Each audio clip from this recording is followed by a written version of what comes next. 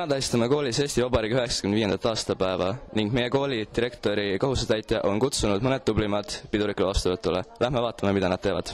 Mida oled sa teinud selleks, et sind on täna siia valitud? Ma ei teagi, mida ma teinud olen. Küllap ma olen hoolsalt õppinud. Kas oled oma saavutustega rahul või tahaksid sa veel rohkem midagi teha? No, oleneb, mis tähendab olla rahul. Mina tahaksin kindlasti näidata paremaid tulemusi olümpiaadidel. Mida oled teinud selleks, et sinu klass just sind täna siia valis?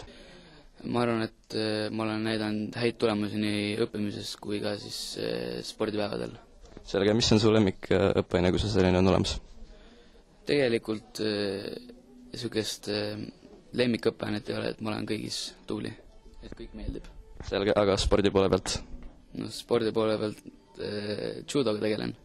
Aga kas sa oled mõelnud ka, mida teha peale põhikooli lõppu, kas jätkad gümnaasiumis või kutsekoolis või? Ma jätkan gümnaasiumis siin koolis.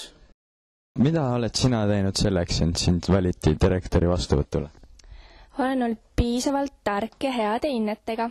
Sina õpid gümnaasiumis, et mis haru sina valisid ja miks? Mina valisin majandussotsiaalharu sellepärast, et reaalained on mul nõrgad ja majandussotsiaalharus saab õppida majandust, mida ei saa teha humanitaarharus ega reaalharus. Ja kuidas on koormusega, kas see on väga koormusrikas, on raske õppida majandusharus? Gümnaasiumis on üldiselt nii, et võrreldes põhikooliga on ikka rohkem tööd ja rohkem iseseisvat õppimist. Et üldiselt kerge ei ole. Mis te olete teinud selleks, et täna siia saada? Ma olen proovinud kõige paremini õppida. Okei, ja sina? Ma olen proovinud hästi käituda ja tähelepanelikult kuulata ja õppida.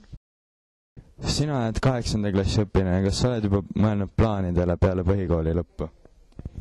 No ilmselt ma astun ikkagi kuskile gümnaasiumisse. Ja meie gümnaasiumisse?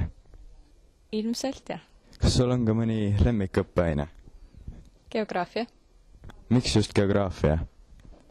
Sest et see on väga loogiline aine ja meil on väga tore õpetaja Eri Nurk.